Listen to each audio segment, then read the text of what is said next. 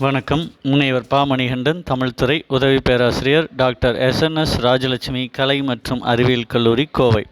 சென்ற வகுப்பின் தொடர்ச்சியாக பன்னிரு ஆழ்வார்களுள் ஒருவரான தொண்டரடி பொடியாழ்வார் குறித்து இக்காணொளியில் காண்போம். வைணவ நெறியை பின்பற்றி பக்தியில் சிறந்து விளங்கிய பன்னிரு ஆழ்வார்களுள் ஒருவர் தொண்டரடிப்பொடி ஆழ்வார் ஆவார். ஆழ்வார்கள் வரிசையில் கிராமத்தில் 10வதாக வரும் இவருக்கு விப்ரநாராயணர் என்பது இயற்பெயராகும். திருவரங்கத்திலேயே வாழ்ந்திருந்து அத்தல இறைவனாகிய அரங்கநாதனுக்கு பாமாலை மற்றும் பூமாலை சாற்றும் சேவையை தென் வாழ்நாள் முழுவதும் சிரமேற்கொண்டு செய்து வந்தவர் தொண்டரடிப்பொடி ஆழ்வார். தொண்டரடிப்பொடி மற்றும் பிற ஆழ்வார்களின் படைப்புகள் வைணவத்தின் தத்துவ மற்றும் இறையியல் கருத்துக்களுக்கு பங்களித்தன. 3 சைவ நாயன்மார்களுடன் சேர்ந்து அவர்கள் தென்னிந்திய பிராந்தியத்தின் ஆளும் பல்லவ மன்னர்களை பாதித்தனர். இதன் விளைவாக தென்னிந்தியாவில் பௌத்தம் மற்றும் சமண மதத்தை வளரவிடாமல் தடுத்தனர் என்பது வரலாறாக உள்ளது. மேலும் இந்து மதத்தின் இரு பிரிவுகளான சைவம் மற்றும் வைணவம் தோன்ற காரணமாக விளங்கினார். தென்னிந்திய விஷ்ணு கோவில்களில் தொண்டரடிப்பொடி ஆழ்வாரின் தொடர்புடைய படங்களும் பண்டிகைகளும் உள்ளன. வசந்த உற்சவம் திருவிழா ஸ்ரீரங்கத்தில் கொண்டாடப்படுகின்றது.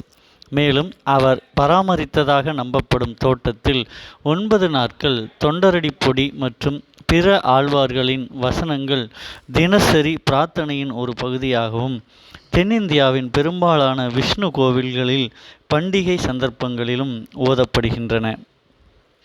இந்து புராணத்தின்படி தேவவேதி என்ற சோழ நாட்டு கணிகையின்பால் விருப்பம் கொண்டு தன்னை மறந்தார்.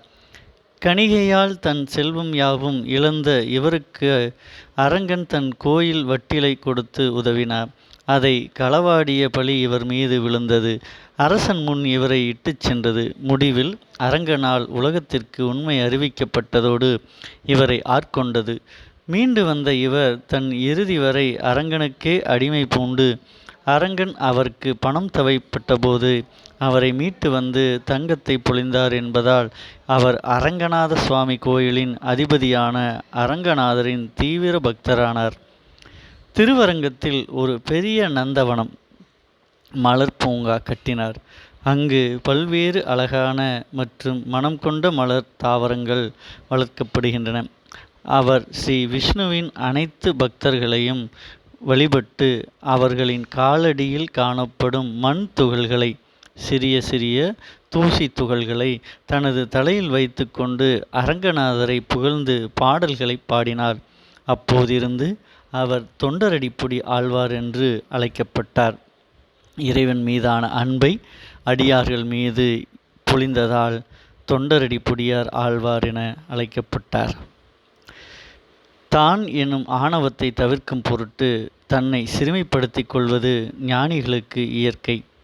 மேலும் பரமனுக்கு அடிமை என்பதிலும் அவன் தன் உத்தம அடியாருக்கு அடிமை என்பதை பெரிதாக எண்ணுவது வைணவ மரபு. அதனாலேயே அரங்கனுடைய தொண்டர்களின் அடியாகிய திருவடியின் தூசி எனும் பொருள்பட தொண்டரடிப்பொடி என்றும், அரங்கனின் பக்தியில் ஆழ்ந்து போனவரை ஆழ்வார் என்றும் அழைத்ததற்கெனக தொண்டரடிப்பொடி ஆழ்வார் ஆனார். திருப்பள்ளி எழுச்சியின் பாசுரங்கள் அரங்கநாதரை துயில் எழுப்புவதற்காக பாடப்பட்டுள்ளன. அவரது பாசுரங்கள் அனைத்தும் திருவரங்கம் அரங்கநாத சுவாமி கோயிலின் பிரதான தெய்வமான அரங்கநாதரை புகழ்ந்து பேசுகின்றன. தொண்டரடிப்பொடி தனது காலத்தில் நிலவிய ஜாதிய முறையை கடுமையாக எதிர்க்கிறார். மேலும் விஷ்ணுவ சைவ அடைமொழி இறுதி வழி அவருக்கும் அவர் பக்தர்களுக்கும் சேவை செய்வதாகும் என்று குறிப்பிடுகின்றார். அரங்கநாதர் கிருஷ்ணனை தவிர வேறு யாருமல்ல என்று அவர் நம்பினார். மேலும் அவர் தனது 38வது பாசுரத்தில் விஷ்ணுவின் பக்தர்கள் தங்கள் உடலை பூமியில் விட்டுவிட்டு ஆனால் அவர்களின் ஆன்மாவை கடவுளுடன் இணைத்தார். பச்சைமா மலைபோல் மேனி என்று தொடங்கும் அவரது பாசுரம் மிகவும் பிரபலமான பாசுரமாக உள்ளது. பொதுவாக அனைத்து விஷ்ணு கோவில்களிலும் அன்றாட வழிபாட்டிலும் பண்டிகையிலும் இப்பாசுரம் ஓதப்படுகின்றது. திருப்பள்ளி எழுச்சியின் பாசுரங்கள் முதலில் திருவரங்கம் கோயிலில் பாடப்பட்டன. இந்த ஆழ்வார் பாடிய திருப்பள்ளி எழுச்சி ஓதப்படும் அதிகாலை அரங்கநாதர் எழுந்திருப்பதை காண பூமித்தாயின் மக்கள் வருகின்றனர். தொண்டரடிப்பொடியார் தமிழ் இயற்றிய அரங்கநாதன் மீது பாடப்பட்ட திருப்பள்ளி எழுச்சியே பள்ளி எழுச்சி வகை படைப்புகளுக்கு முன்னோடியாக திகழ்கின்றது. மார்கழியில் மட்டும் திருமாலை உட்பட அனைத்து வைணவ ஆலயங்களிலும் தொண்டரடிப்பொடி ஆழ்வார் தமிழில் இயற்றிய அரங்கநாதன் மீது பாடப்பட்ட திருப்பள்ளி எழுச்சியே பாடப்பட்டு வருகிறது. அப்பாடல் பச்சைமா மலைபோல் மேனி பவளவாய் கமலச் செங்கண் அச்சுதா அமரர் ஏரே ஆயர்தம் கொழுந்தே என்னும் இச்சுவை தவிர யான் போய் இந்திரலோகமாலும் அச்சுவை வெறினும் வேண்டேன் அரங்கமா நகருளானே என்று வேண்டுகிறார்.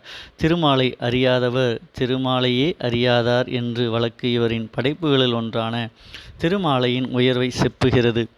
இதன் பொருள் யாதெனில் ஆழ்வார் இயற்றிய திருமாலை என்னும் நூலை அறிந்திடாதவர் பரமனாகிய திருமாலையே அறிந்திடாதவர்கள் என்று கூறுகின்றது. மேலும் பரமனாகிய திருமாலை அறிய விரும்புவோர் ஆழ்வாரின் திருமாலை என்னும் நூலை படித்தால் போதும் என்பதாகும். ஆழ்வார்கள் அனைவரும் தங்களுக்கு திருமாலோடு ஏற்பட்ட அனுபவ பதிவுகளையே பாசுரங்களாக உள்ளமுருக பாடியுள்ளனர். இந்த பின்புலத்தில் தொண்டரடிப்பொடி ஆழ்வாரின் பாமாலை அவர் திருமாலுக்கு செய்து வந்த கைங்காரியத்தின் விளைவாக எழுந்தது. பெண்மயக்க இருளில் விழுந்து திருமாலின் அருள் மீண்டும் ஒளியடைந்த அவர் உறங்கும் திருமாலையே எழுப்பும் திருப்பள்ளி எழுச்சியினையே பாடியுள்ளார் என்பது பக்தியின் எல்லை. அதன் மூலம் இருள் கடந்து ஒளி பெற்ற தம் நிலையையும் ஊடுபொருளாக்கியுள்ளார். இவருடைய பாடல்கள் பொருண்மையில் மட்டுமின்றி வடிவத்திலும் சிறப்பு வாய்ந்தவையாக உள்ளன. அதனாலேயே ஆழ்வார்களில் தொண்டரடிப்பொடி ஆழ்வார் சிறந்தவராக கருதப்படுகிறார்.